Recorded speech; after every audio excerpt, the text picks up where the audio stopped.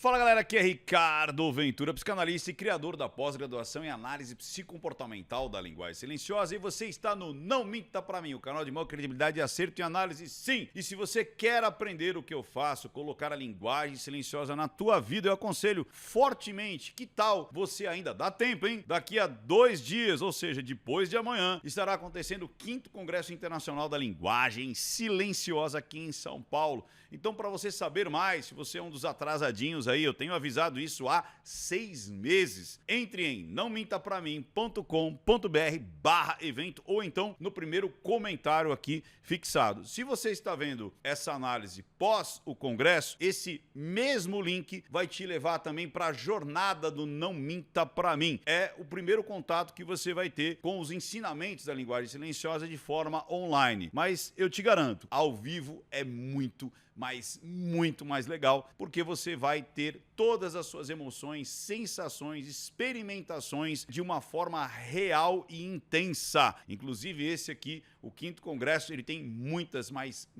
surpresas muito legais. Tanto é que o tema desse congresso é a magia dos sentidos. Então vem pra cá se você ainda consegue participar desse final de semana, agora no dia 23. E hoje vamos analisar quem?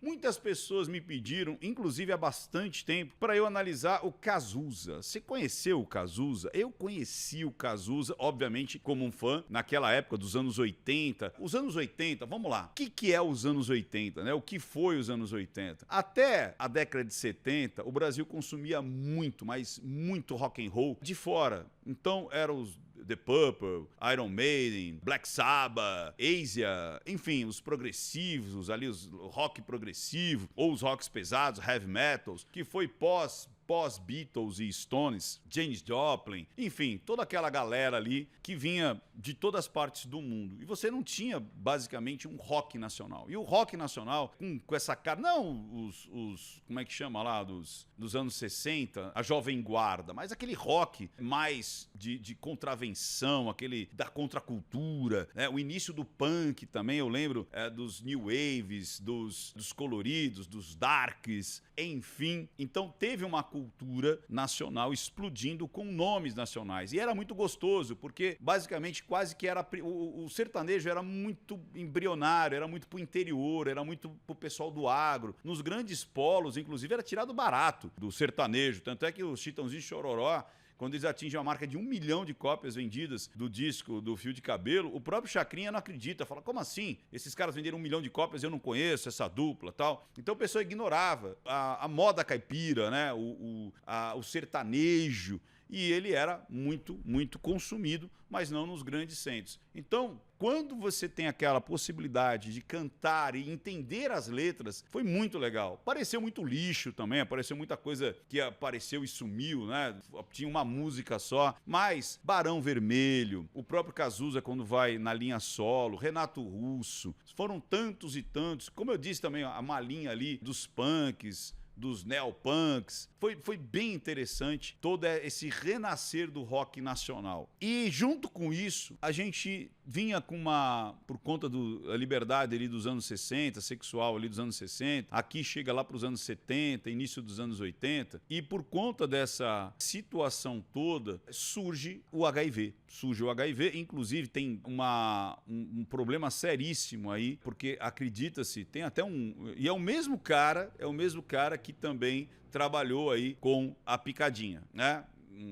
Esqueci o nome desse cidadão aí que trabalha com a parte de saúde lá dos Estados Unidos, e reza a lenda que teve muitos indícios de que as pessoas estavam indo a óbito por conta do HIV e escondeu-se essas informações, né? Escondeu-se o real fato, porque tinha um estigma, porque os primeiros que começaram a aparecer com o vírus e falecer com o vírus eram pessoas gays. Então as pessoas ficaram com aquela coisa de, pô, vou revelar que fulano é gay. Por exemplo, um dos grandes foi o Rock Hudson, né? Um grande ator americano, e ele era tipo um machão, um galanzão, e ele acaba sendo um dos primeiros ícones ali a falecer com o vírus da HIV. E no meio desse turbilhão todo, da liberação sexual, da loucura, da pegação geral, aqui no Brasil, grandes galãs aí que se colocavam como heterossexuais, como Lauro Corona. Lauro Corona, se não me engano, ele morre um ano antes do Cazuza. Depois você tem o Renato Russo, que morre um pouco depois. O Cazuza foi um dos mais emblemáticos, que foi nos anos 90. Apesar que ele nunca escondeu a bissexualidade dele, apesar que ele ia para um lado mais hétero, né, assim, de merchan, né, de publicidade, mas ele nunca escondeu que ele era bissexual, tal. Então, existia essa vergonha, existia pouca informação sobre o assunto, de como pegava, como não pegava. Eu lembro que, imagina, quando o Cazuza morreu, eu tinha 20 anos, né? E quando ele começa a ficar bem ruinzinho, que é em 88, eu tinha 18. Inclusive, eu era bem magro nessa época, o pessoal até comparava, falava assim, nossa, você tá magro igual o Cazuza, tal. Eu odiava, né? Porque as pessoas, elas tinham, por falta de informação mesmo, ninguém sabia exatamente como aquilo estava acontecendo. Tanto é que você vê, demorou-se aí basicamente 25, 30 anos para criar-se de verdade um protocolo eficiente, um protocolo com vacinas antirretrovirais, medicações antirretrovirais que fossem funcionais de fato. Porque no início dificilmente alguém escapava. Era quase que uma sentença de morte. Um ou outro escapou, sim, mas o Fred Mercury também foi um que foi aplacado ali com HIV. E por que pegou primeiro, né? Tanto é que o pessoal na época, no finalzinho dos anos 70, início dos anos 80, chamava que era o câncer gay. Olha, ou a peste gay. Por quê? E olha que interessante. E não era nem o ato promíscuo em si. Porque muitos casais que eram fiéis, casais de décadas, começaram a ter essa situação. Quer dizer, não tão fiéis assim, né? Porque um dos dois pegou como, né? Pegou como? E aí a gente vai falar um pouco disso também, que o Cazuza até dá uma ironizada, dizendo, pessoal de direita ali, conservadora ou religiosa, caiu como um prato, né? Caiu como uma bandeja. E sim, tem essa situação. Por quê? Porque se você tem um casal que é fiel, o risco é zero. O risco é zero. Apesar também que teve muita transfusão. É verdade. Muita gente pegou por transfusão, muita gente pegou também por drogas injetáveis. Mas, olha que interessante. Por conta do ato em si. Por quê? Porque o ato heterossexual, ou seja, de mulher para homem ou de homem para mulher, ele normalmente, sendo feito pela vagina, ele tem menos chance, e tinha-se menos chance de pegar o HIV, por conta que o HIV ele é a situação da mucosa. Então, era muito mais a probabilidade do sexo anal, ou seja, da fissura, da troca ali do sangue, né? Porque o vírus ia ter uma passagem ali, microfissuras no pênis e no reto, acabava pegando. Então a chance dos homossexuais pegarem era muito maior do que dos heterossexuais. Por isso que eles foram os primeiros a aparecerem nos hospitais e na literatura médica e tudo mais. Depois percebeu-se que se espalhou para todo tipo de casais. Então, às vezes casais, como eu disse, que até eram fiéis um ao outro, mas um usava droga ou numa transfusão. Hoje a coisa é muito mais rigorosa, né? A doação de sangue. Teve até um problema agora, né, nesse governo aí, de órgãos que estavam contaminados porque não fizeram os testes adequados para ver se a pessoa tinha. Hoje também tem os PrEPs, né? Ou seja, quem não quer mudar o seu estilo de vida ou tem um risco de ter um comportamento de risco, porque olha que legal isso, porque antes era muito estigmatizado com o gay. Aí depois não era só o gay, mas quem fazia sexo desenfreado ou garotos e garotas de programa tinham muito mais chance de pegar. E a única forma de que você ali, né, tinha era a camisinha. Mas ninguém usava camisinha. Essa que é a verdade. O ato de você cogitar usar a camisinha, olha como é que é interessante esse lance comportamental. Era como se você não confiasse no outro. Então, se você falasse, olha, eu vou botar a camisinha aqui, você não confia em mim? Você está me achando que eu sou o quê? Impura, né? Sou podre, sou suja, sou promíscua? Era assim. Até hoje tem gente que ainda pensa desse jeito, né? O ato de você colocar a camisinha é um ato justamente de vida, de proteção, de amor. E o ao contrário também. Às vezes a pessoa, por pedir, era ridicularizada ou era broxante. Como assim você está pedindo? Você está me falando que eu sou um promíscuo, não confia em mim? Você está dizendo que eu sou doente? Esse era o estigma. Então criou-se um modelo ali bem complicado, principalmente para quem estava com a sua vida ativa sexual. Muitos, inclusive, novos separados que foram para a noite, ou a galera mais velha mesmo, que de repente não acreditou nessa situação toda, também começou a pegar. Então não era mais uma questão de sexualidade, ser hétero ou ser gay, mas sim o comportamento de risco. Existia um comportamento. Qual que é esse comportamento? Comportamento de ter muitos parceiros desconhecidos, que você ali não conhece a índole, o comportamento. Tudo bem, você não vai conhecer 100% uma pessoa, mas você vai pela normalidade. É uma pessoa com mais propensão de ter uma vida menos regrada, com muito mais parceiros, sem algum tipo ali de trava moral, trava religiosa, trava de como vê a vida, de como encara o prazer, porque tudo isso influencia, por isso que é comportamento de risco. E hoje tem os PrEPs, hoje parece que se você realmente tá afim de fazer sexo desenfreado aí, sem se proteger, sem camisinha, existem medicamentos aos quais você combina e você tem, lembre-se, nada é 100% seguro, mas ele vai de 70% a 99% de eficácia em não pegar, mesmo fazendo sem camisinha. Mas não é por causa disso que você vai fazer sem camisinha, viu, criatura? Não faz. Ou tem muita gente também dizendo assim, teve uma época, uma onda, olha que doideira, que era a onda da parar com ansiedade. As pessoas buscavam pegar, olha que doideira, né? Pra pelo menos falar assim, já peguei, então não vou ficar aquela loucura e agora eu vou ficar tomando os coquetéis. Só que na época do Cazuza, os coquetéis, eles extremamente massivos e maciços. Você tomava dose cavalares de AZT e só tinha um AZT. Hoje você tem, sei lá, 25 remédios para AIDS, né? E atacava muito o sistema imunológico, então você destruía, tanto é que você morria de outras infecções e não do próprio HIV em si, né? Você não morre por conta do HIV em si, da infecção do HIV, mas morria por outras infecções e as pessoas, elas ficavam extremamente, o sistema imunológico tão baixo e perdia esse peso e perdia essa resistência. E você ia ficando cadavérico, a cor mudava, a cor era uma cor meio azulada, sabe? Uma cor meio esquisita mesmo. Você observava, você falava assim, nossa, a pessoa ficava meio mais escura, mais azulada, e você identificava muito fácil. Além muitas vezes das manchas. Então, era uma situação bem difícil, né? Você estar contaminado, sem muitos medicamentos, sem muitos processos ali, protocolos de sobrevida, por exemplo. Porque a gente falava sobrevida porque existia ali quase que uma chancela de, cara, você vai morrer. E aí os coquetéis davam um tempo maior e isso foi aprimorando. Por isso que eu falo, cara, você não trata o vírus em 6 meses, cara. Você não descobre a cura de um vírus em 10 meses. Deu para entender, né? Foram anos e décadas para que as coisas fossem sendo colocadas de fato de uma maneira eficaz e eficiente. Hoje você tem, como eu disse, tanto a prevenção muito bem eficiente, chegando a 99% de você não pegar, se prevenir, mesmo em situação de risco, para quem aqui assim quer viver a vida ou é profissional do sexo, como você também tem os remédios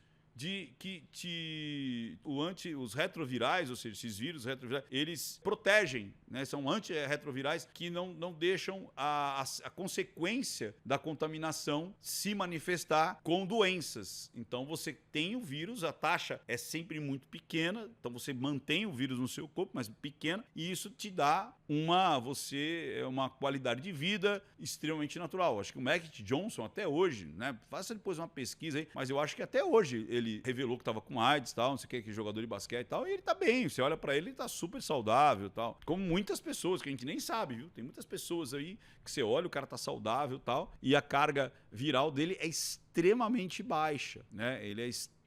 E ele vive ali. Só que nessa época, cara, as pessoas tinham até medo de revelar. E é isso que a gente vai analisar. Porque o Cazuza já estava ficando bem magro, com essa pele mais escura, cabelo fino, ficando fino e tal. E depois teve até uma capa, cara. Nossa, aquela capa. Eu não sei se é quando ele assume ou não. Acho que chamava Cara da AIDS do Brasil, alguma coisa assim. Era uma coisa medonha ali que fizeram com ele. Botaram ele na capa da Veja. Eu não sei se ele escolheu ou não, permitiu ou não. Mas foi uma coisa impactante. Era cadavérico, né? Vamos ver se a Ellen consegue achar a capa da Veja, que acho que foi de 89, se não me engano, 90. E logo em seguida ele vem a óbito. Ele estava muito magro, muito magrinho, debilitado. Então as pessoas, elas foram amplamente... Como é que eu posso dizer? Elas sentiam muito medo de revelar que estavam com AIDS. Até porque eu lembro que na época, cara, tipo assim, copo, né? As pessoas tinham medo de tomar no mesmo copo, talher. Tem muitas pessoas que começaram a não comer mais na rua, não ir em piscina, sauna, né? Não usar a hidro do motel, porque poderia pegar o vírus. Tal. Virou uma loucura, né? Assim, as pessoas deu um baque ali e falaram, meu Deus, e agora? Até porque ninguém sabia mesmo o que ia acontecer, né? Como é que era a capacidade de infecção do vírus. Como eu disse, ele era muito pela mucosa, tá? Lembrando, esse vídeo para os binários aí, para os alecrins dourados, isso aqui não é um TCC, isso aqui não é informação 100% de tudo, isso aqui é uma análise, é um recorte de um momento onde a gente está fazendo esse prólogo para que você, que de repente nem viveu nessa época aí dos anos 80, dos anos 90, entender como é que era a temperatura do negócio, como é que as pessoas encaravam, como é que as pessoas receberam. Eu lembro que a minha cabeça era assim, porra, bem na minha vez. O negócio era, porra, bem na minha vez aparece esse negócio aí e tal, porque você fala, que chato, né? Todo mundo se pegava, aquela loucura. E aí a gente vai ver agora um Cazuza relutando em falar que tinha. Ele sabia que tinha, que ele estava contaminado. Mas por quê? Porque as pessoas tinham muito medo até do convívio, cara. As pessoas tinham medo de ficar perto, de pegar na mão. Olha que doideira, tinha medo de pegar na mão. Não, logicamente não eram todas as pessoas.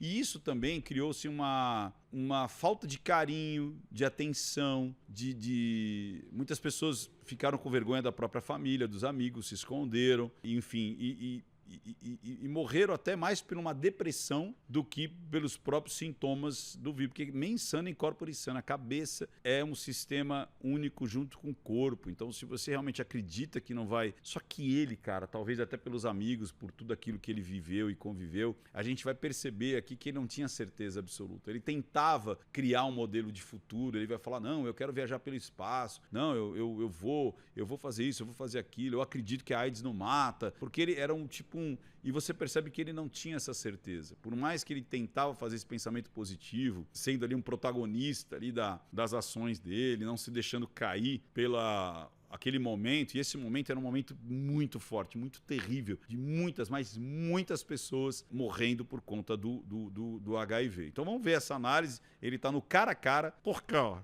junto com a Marília Gabriela, por quê? E a gente vai ver as reações aqui da conversa e a narrativa, né? Como pensava o Cazuza, o que ele pensava, o que ele deixava transparecer, o que ele queria trazer também como mensagem. A gente vai ver um trecho bem interessante aqui da Marília Gabriela. E lembrando, né? Beba água, beba muita água. É uma entrevista de 88 e a gente vai pegar um trecho dessa entrevista de quase 1 hora, na realidade de quase 50 minutos. Beleza? Dito isso, taca-lhe play!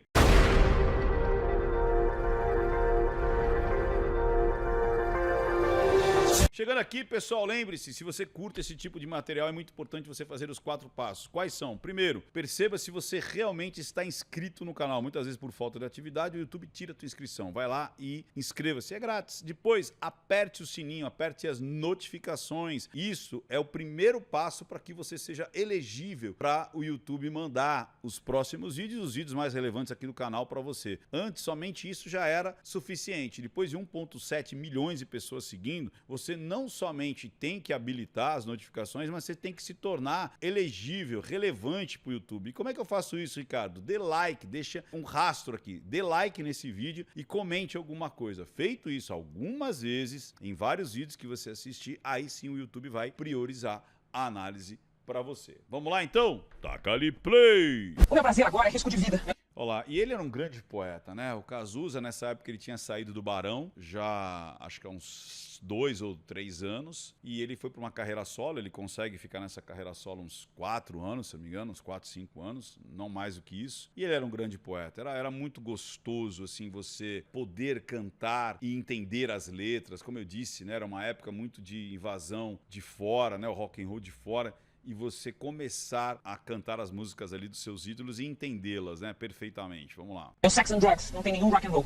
Eu vou pagar a conta do analista pra nunca mais ter que saber quem eu sou. Então, você vê que já é um recado, né? Meu prazer virou risco de vida. O meu Sex and Drive não tem nenhum rock and roll, ou seja, não é aquela pegada. E ele tá falando de analista, né?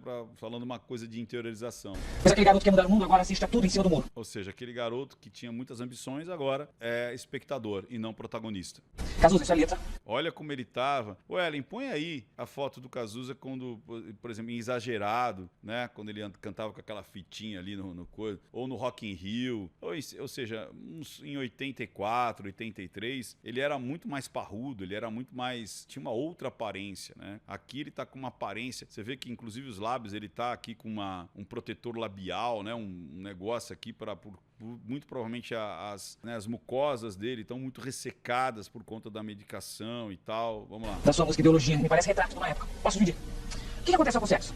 Olha, esse negócio de AIDS realmente foi uma coisa, foi um freio, né? Foi uma liberação. Aí ele tá falando, ele falou esse negócio de AIDS, não tá falando que ele tem AIDS, ele tá dizendo que o mundo com AIDS foi um freio. Tava vendo, isso que eu muito cansado de falar. E aí você vê, ele fala do passado, vai pra interiorização. As pessoas estão com muito medo de se amar, de transar, né? Mesmo com camisinha, com tudo que quer. Porque não adianta você botar camisinha. Você vê ele, a coisa do medo. Se você bota camisinha, você já tá com medo. Olha lá, olha o pensamento da época. Se você põe a camisinha, você já tá com medo, tá dizendo que algo ali poderia estar infectado, né? E é uma lógica, né? Porque, tipo assim, vou colocar para me prevenir de algo que existe uma possibilidade real. E já transformou aquele ato. Exatamente. Então já tá fazendo uma coisa assim, então acho E aí você vê, de novo, engole seco, olha pro passado, olha para uma lembrança visual. que realmente houve o prazer é passar seu de vida mesmo, né? Agora tem pessoas que sabem transar bem com isso, outras pessoas não. E tem muitos que quando vão transar vomitam, não conseguem, não gozar. Olha o nível de estresse. Na hora de gozar, vomitam. Ao nível de estresse, dizendo, cara, e aí? Será que eu estou sendo contaminado nesse momento? Será que não? O que está acontecendo? Porque a gente sabe que depois de gozar, toda aquela estrutura de coragem, de tesão, de libido, vai para zero e vem toda a parte da razão, né? Gozar vomitam. Sabe, isso é minha turma, gente legal, gente Você como é que tá transando? Gente legal, gente inteligente. Porque nessa época também é o seguinte, eu falo que existe um mundo dos famosos, das estrelas, dos artistas, antes e pós-pânico. Principalmente com o Vesgo e o Silvio, quando eles iam para a porta dos lugares e tal, e começaram a mostrar que eles eram pessoas extremamente normais, muitos... Porque assim, toda vez que aparecia alguém na televisão, até hoje tem gente que acha que é assim, né? Que a pessoa é rica, descolada, inteligente, bem resolvida, que mora bem, né? Que conhece um mundo que é super, mega cheio de culturas, e não é, cara. Não é. E aí você vê, não, mas olha, são pessoas artistas, com cultura, pessoas legais, inteligentes, e tem essa fragilidade. Então, a gente teve esse Brasil que parecia que tinha um Olimpo, onde existia a população normal e os seres alados que sabiam de tudo, sabiam de política, sabiam de tudo. Eram inteligentes, bem resolvidos. Então, o que eles falavam era lei, né? Porque eles sabem mais do que a própria população. Tanto é que nessa entrevista ele fala assim, não, meus amigos... Eu tenho amigos atores, artistas, amigos pintores, então era tipo assim, se você não fizesse jornalistas, né, se você não fizesse parte ali, até hoje tem jornalista que acha que é um ser alado, né, que ele sabe de tudo e que ele é um ser supremo, né, então o que ele diz é lei. E isso acabou com essa provocação do pânico, quando eles começam a mostrar o lado B dessas pessoas, que essas pessoas não eram, né, começaram a emitir opinião de forma improvisada, e começaram a ver que eles não eram todos esses gênios, né, do Olimpo, saca? Vamos lá. Isso, eu tô transando com camisinha. Aí ele tá falando, eu tô transando com camisinha, e se joga pra trás, e enfim, né? Com as drogas que aconteceu?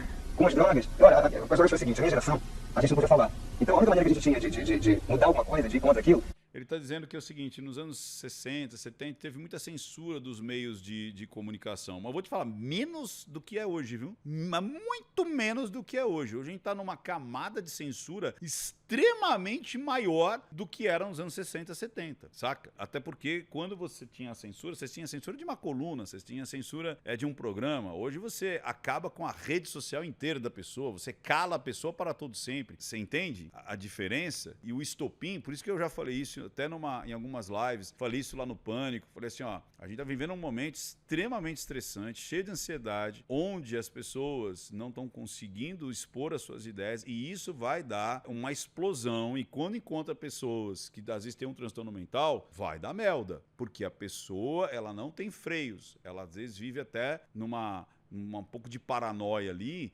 Então junta toda essa situação onde você tem uma censura, você não tem uma tranquilidade jurídica, e aí você pega uma pessoa que está sofrendo com isso e tem às vezes um transtorno, às vezes uma depressão, uma bipolaridade, né, um borderline e uma esquizofrenia, que é uma pessoa que vive em sociedade, que ela, né, tem a participação, ela é útil, ela é salutar, mas quando junta tudo isso daí, você pode explodir. No caso deles, eles buscavam a droga para compensar essa vontade de se expressar. Era se drogando, era tomando ácido na rua, enfrentando as pessoas, era sendo diferente. Então o próprio comportamento da gente era uma maneira da gente não estar submissa à ditadura, submissa àquilo tudo, seus anos 70. Era uma ilusão de não submissão. Você não eu acho que o próprio comportamento da gente mudou. Hoje em dia eu vejo minhas sobrinhas minhas primas de 15, filhos de amigos meus, eu tenho milhões de amigos, mas amigos têm filhos de 15 anos, eles estão uma boa, uma coisa. Porque a gente trazava qualquer suruba, 20 pessoas na cama, né? E eles, a gente abriu o caminho. Você tá entendendo como é que é? Porque começou a ter essa mudança, é o que eu falo que é o pêndulo, né? Como ele falou, a gente transava com todo mundo, não sabia nem quem era, com 20 pessoas, e hoje eles têm os seus namoradinhos, suas namoradinhas, então o risco é muito menor. Eles agora estão mais tranquilos em relação ao sexo.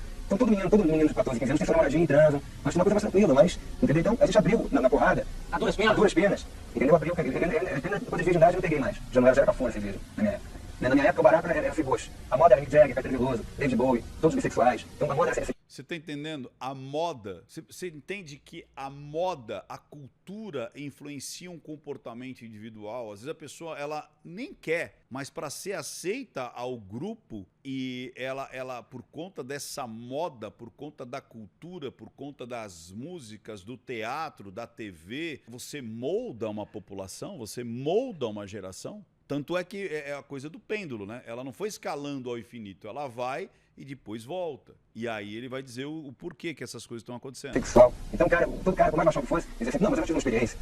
Ou seja, mesmo se não tivesse, ele tinha que falar que teve. Tá parecendo muitas coisas de hoje em dia, né? Com a disforia woke. Vamos lá. Então, vou falar. Eu não gosto de homem, eu tive uma experiência, mas eu não gostei, mas ele teve experiência.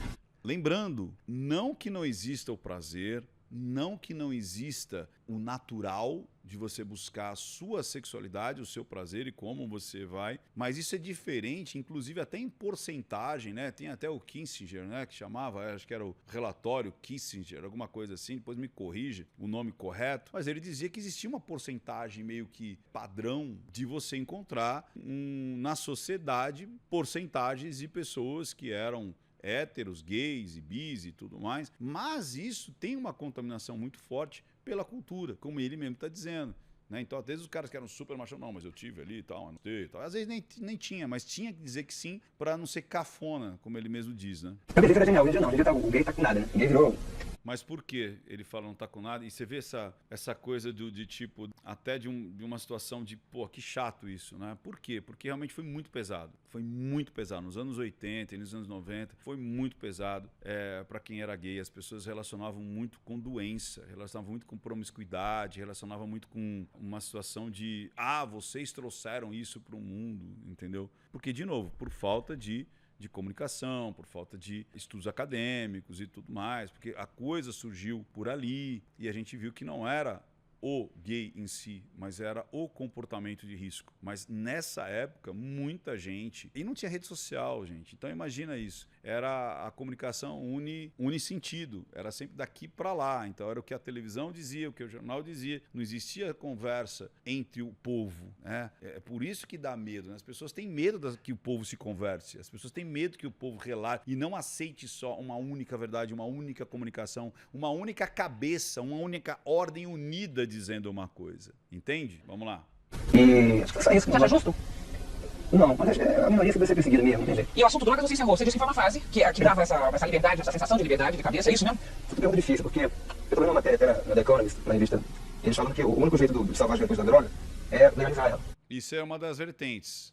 Mas A gente sabe que depois não foi legal. Na Dinamarca fizeram, em outros lugares fizeram. E quanto mais você fez isso, mais acabou outras situações satélites paralelas, trouxeram muitos problemas sociais, psíquicos, muitos quadros de transtorno se abrem muitas vezes pela droga. Então, por conta de você estar ali usando aquela droga, abre quadros psíquicos irretornáveis. Então, não é bem assim. Hoje a gente tem estudos de que quanto mais e com mais drogas, porque as pessoas falam assim, mas tem a bebida, tem o cigarro. Sim, só que se você acelerar mais ou ampliar mais, é pior, não é só uma troca. Não é uma troca, estou trocando o álcool ou tabaco pela cocaína, pelo LSD, né, pelas drogas alucinantes. Não é a mesma coisa. Não é. O álcool e o tabaco são ruins? São. Mas quando você junta e amplia o cardápio das drogas, é muito pior. Mas é muito pior. Não é só, se pode esse, pode todos. Não é assim. E hoje a gente já tem estudos sobre isso. Né? O quanto que isso é ruim para a própria pessoa, para a sociedade, para o sistema de saúde, para o sistema produtivo, para o país, para a sociedade em si. Não caia nessa. Drogaria, vende droga. Vende calmante, vende excitante.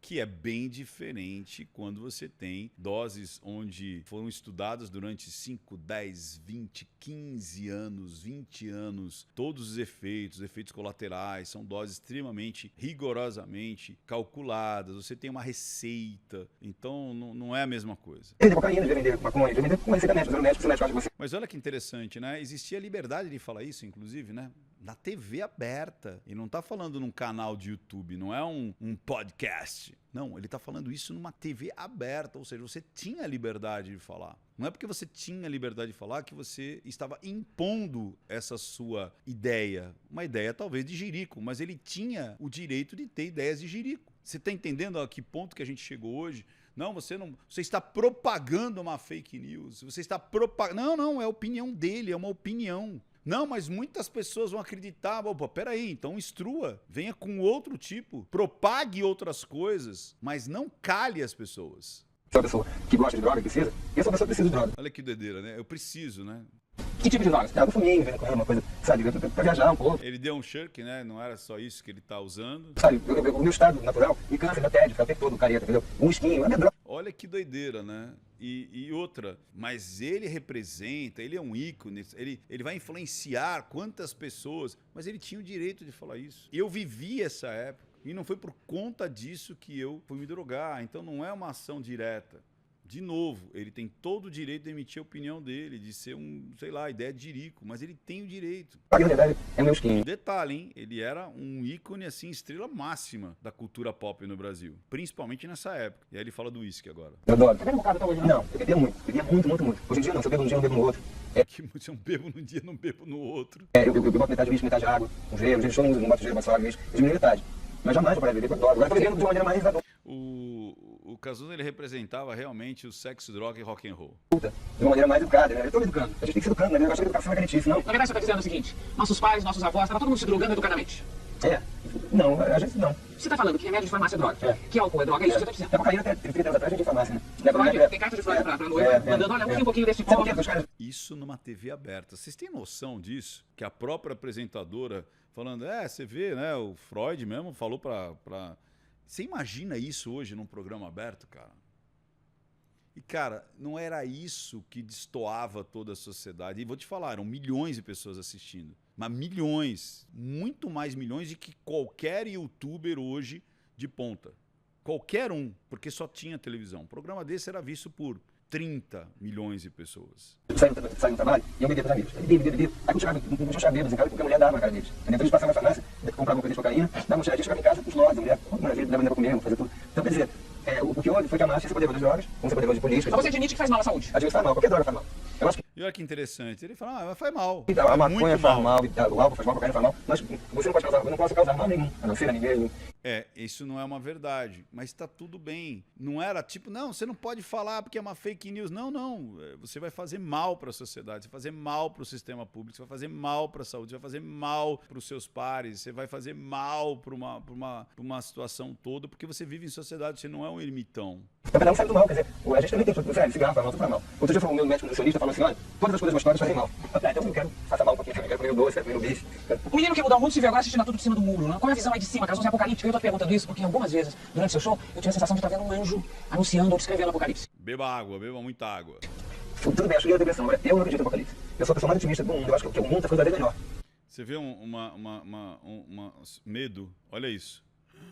Medo. Eu tô vendo o mundo ficar cada vez melhor. Não, ele tava vendo um futuro extremamente nebuloso, com uma finitude muito próxima, com a morte batendo. Eu vi a cara da morte e ela estava viva. Isso é um verso de Cazuza, cara. Cada vez melhor, a ciência está descobrindo coisas fantásticas. Eu quero viajar com o mundo. Olha lá, engoliu seco, né? Porque nessa época tinha lá os... Foi quando começou, se não me engano foi em 80, foi o primeiro, né? Que a Challenger e a Columbus, que era o avião lá, quer dizer, o foguete que subia e depois ele descia planando, né? Foi uma das formas foi o início ali de conseguir tentar aproveitar o foguete, né?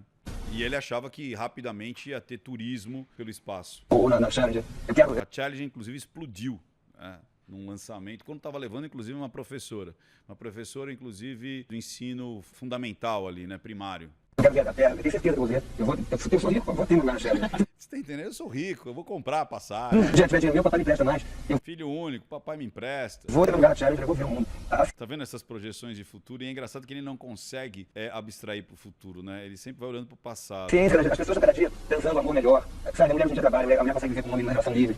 A mulher tem cultura. Olha lá, tá vendo? Lembra que eu falei, né? De tipo assim, se você é da ideologia que eles acreditam, você tem cultura. Se você tá do outro lado, você não tem cultura. Você não chegou no nível ainda nosso. A única coisa que a gente tem que mudar no mundo é a fome.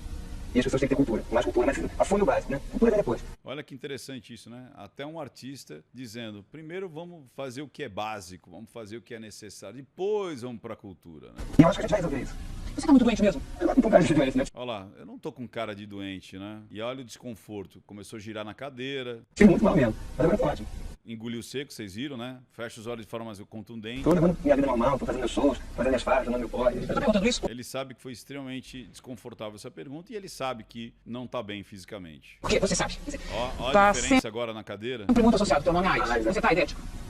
Não tô idético, não. Eu tive um problema muito Você viu o afastamento, foi até no momento que ele foi beber a água, ele teve um prolongamento ali de tempo para responder. sério, entendeu? Eu tive uma coisa de pulmão seríssima, estranhíssima. Vai pro diálogo interno, se toca, E realmente eu achei que eu tivesse mais. E não tinha coragem de medo, fazer exame. Mas agora tá tudo bem. língua para fora, Legal, se toca agora de eu- novo, tá tudo legal, se toca. Você viu que não era esse padrão até agora. Essa coisa de... Se afasta com tudo, Já- a cadeira começa a ficar incomodando, né? Se mexe na cadeira, ó, tudo.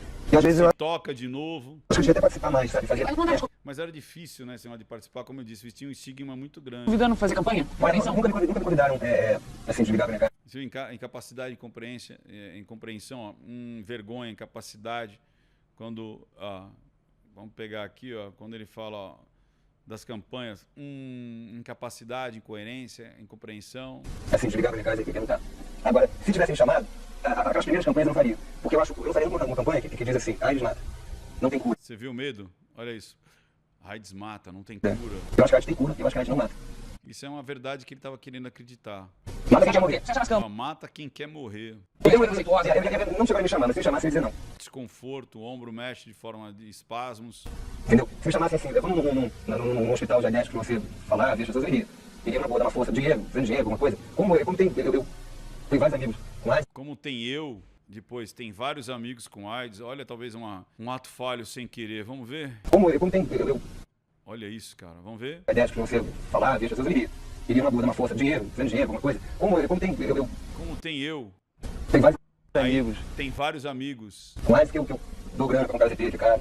ajuda essas pessoas, todas estão próximas. A gente tem Enfim, você vê o total desconforto, como mudou o modelo dele de comunicação, o modelo dele de expressão, a linguagem corporal dele muda completamente quando o assunto é, mas você está ou não, agora um ato falho, como eu, os amigos que estão, a gente vê que, né, e aí ele vai pro lado de terceirizar, lembra do Serginho Groisman? Eu tenho um amigo que me perguntou que ele tem um problema, tal, não sei o quê. E esse, senhoras e senhores, foi os últimos ali, acho que depois dali, 2 anos depois, ele vai piorando cada vez mais, a imagem dele, você vê, ele vai perdendo peso, vai piorando, a cor muda, o cabelo, né, vai afinando, foi muito triste para as pessoas que pegaram esse vírus, tiveram contato com esse vírus, porque não tinha muita esperança. Mas é dar água pro vinho, cara. Do que é hoje, 2024, para final dos anos 80, início dos anos 90, não tem comparação. Não dá para comparar o que era.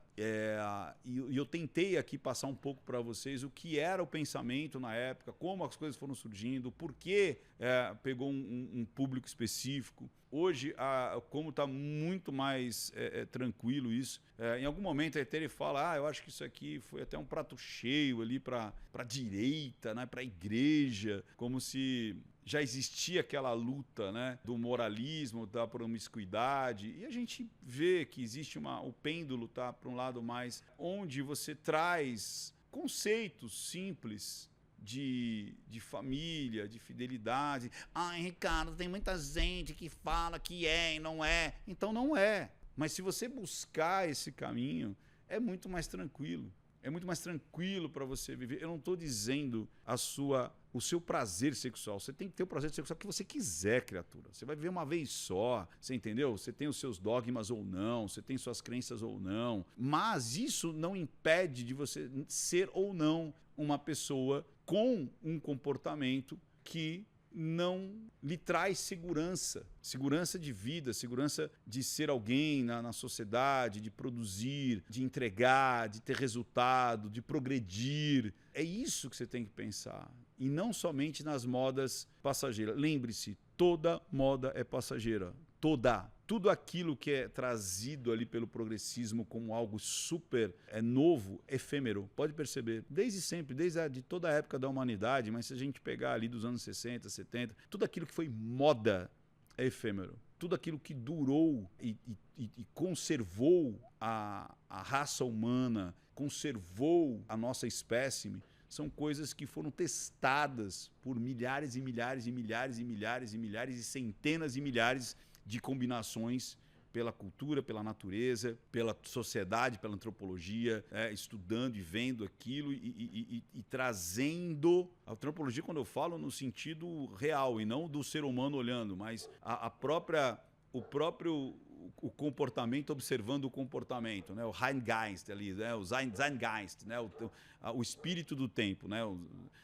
Olhando para ele mesmo, você entendeu? Trouxe que esses elementos, que são elementos seculares e muito, desde os tempos imemoriáveis, que nos trazem até aqui. Tudo aquilo que é muito moda, tudo aquilo que é muito extremo, normalmente é passageiro. Então, o que eu posso fazer com análise de vida e conclusões de vida é: tome cuidado com os extremos. Tome cuidado com as modas. Tome cuidado com aquilo que é muito característico daquele tipo de década ou daquele quinquênio, né? Aqueles 5 anos. Né? Quinquênio é 5 anos? O que seja, 5 anos. Porque ele passa. E você vai passar por aquilo e você tem toda a vida pela frente. Então toma cuidado que você não vai resolver toda a sua vida em 5 anos. E depois você vai olhar para trás e às vezes são coisas que você fez, deixou de fazer, deixou de acontecer e não volta mais. E pode ter um desenlace, né? Pode ter uma consequência, um desenlace aí extremamente ruim para você, para sua vida, para tudo aquilo que você